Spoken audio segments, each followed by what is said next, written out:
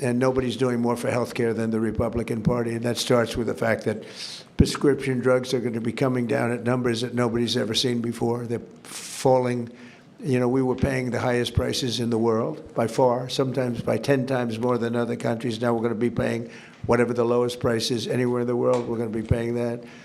It's called favored nations, most favored nations. And I think it's the biggest thing to happen in this world, the world of medicine, prescription drugs, ever. There's never been anything like it. You know, if like in my third year, first term, I actually got prices down 1/4 or 1/8%, and I was so proud of myself because they were like that for years and years. And since under Biden, they went up very, very substantially. And now they're coming down by, depending on, you could say 500, 600, 700%, depending on the way you want to, or you could say 80%.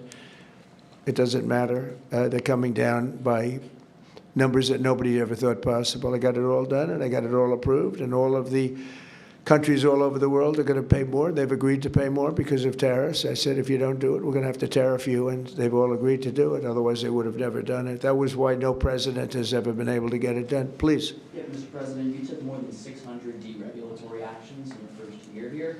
Coming from the business world, you know how unnecessary red tape can hinder business expansion, investment expansion.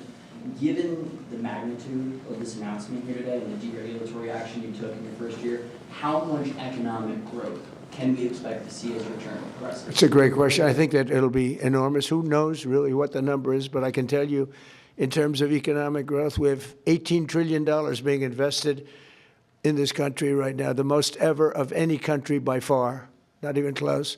Think of it, no matter where, not just here.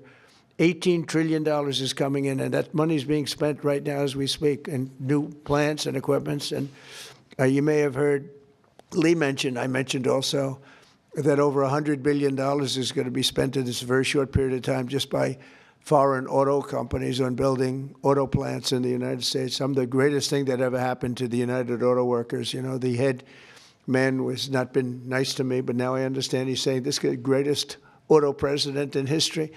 But the auto workers gave me their vote, and they knew what I was doing, and they know what needed to be done. The tariffs saved them, but this is now taken it to a level that I think, Lee, that nobody ever thought even possible. They thought this was, nobody would have the courage to do it. We have to have the courage to do it because we're making America great again. This is a big factor in making our country great. If you look at some of these cars, they didn't even work. They had computers all over the place trying to save a half an ounce of fuel. We have fuel for the next 500 to 1,000 years under our feet, and they're trying like hell to save a half an ounce of fuel. The whole thing is just crazy. Please, go ahead, please. Mr. President, is climate cooperation with China no longer in America's interest? And could you please confirm that you are going to visit China the first week of April? Yeah, I'll be visiting President Xi in April.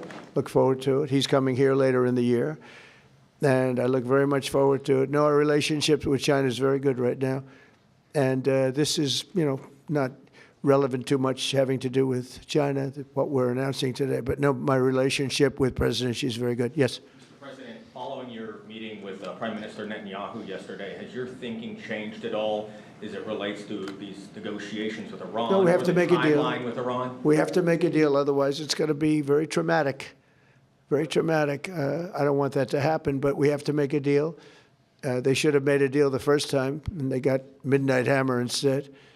And this will be very traumatic for Iran if they don't make a deal. Look, if they don't make a deal, then it'll be a different story. But we had a very good meeting yesterday with Bibi Netanyahu, and he understands. But it's ultimately up to me. If the deal isn't a very fair deal and a very good deal with Iran, then it's going to be, I think, a very difficult time for them in the back. I guess over the next month, something like that. Yeah, shouldn't take, I mean, it should happen quickly. They should agree very quickly. Yeah. Mr. President, we might be heading into a partial government shutdown. When was the last time you spoke with Chuck Schumer, and do you still feel Democrats are negotiating in good faith? Well, a week ago I spoke, but, you know, we have to protect our law enforcement.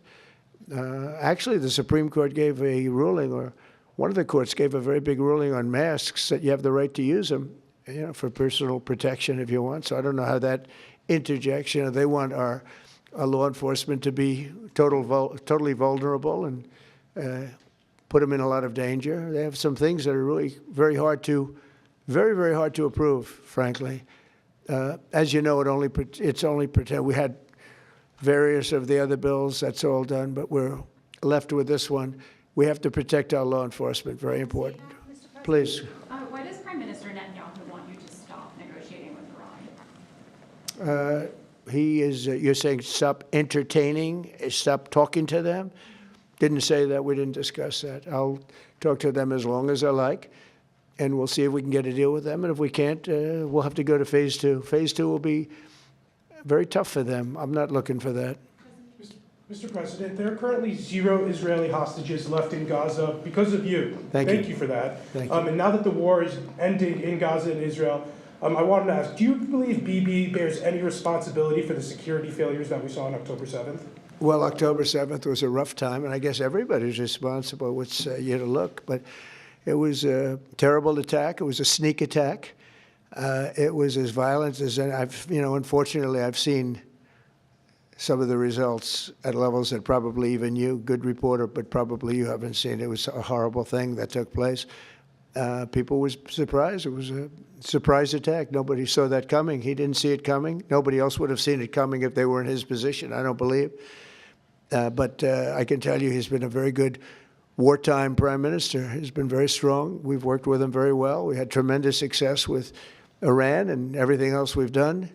And he really has been. He's been, extraordinary as far as a wartime prime minister. Not easy. And, you have a president that refuses to give him a pardon. I think that man should be ashamed of himself. A pardon over this trial that's going on. The president of Israel, the primary power he's got is the power to give pardons. And he's not, he said he's given it 5 different times, but he doesn't want to do it because I guess he loses his power. I think the people of Israel should really shame him. He's disgraceful for not giving it. He should give it. But Bibi's been a great wartime prime minister, and I've been the best friend to Israel I think that they've ever had. A lot of people say beyond presidents that they've ever had, and we will continue to be. Yes, ma'am. Mr. President, voter ID polls very well nationally. Even the majority of Democrat voters want it. Right. So why do you think Senate Democrats are resisting the SAVE Act, and what is your strategy and realistic pathway to getting the SAVE Act passed to ensure free and fair elections for the next generation? It's such a great question. I appreciate it, actually, because it's called the Save America Act. We've changed the name. It's the Save America Act, and the Democrats are against it. I heard one of them saying, we will stop the Save America Act. No, we're trying to save America. And it has to do with largely voting. And basically, it's got 3 very simple points. It's got voter ID, photo ID, but voter ID with a photo, right? It's got the confirmation of U.S. citizenship. You have to be a citizen. So you have a vote, you have an ID. That's about a 99% one. And I think 90% with Democrats. Then you have confirmation U.S. citizenship. That's about a 99% one with Republicans, about 86% with Democrats, except Democrat politicians because they cheat on elections. And then you have no mail-in ballots. And there would be no mail-in ballots, very important. We're the only country in the world that does a system like we do. We're the only country in the world that has mail-in ballots. The way we do this is unbelievable. It guarantees cheating.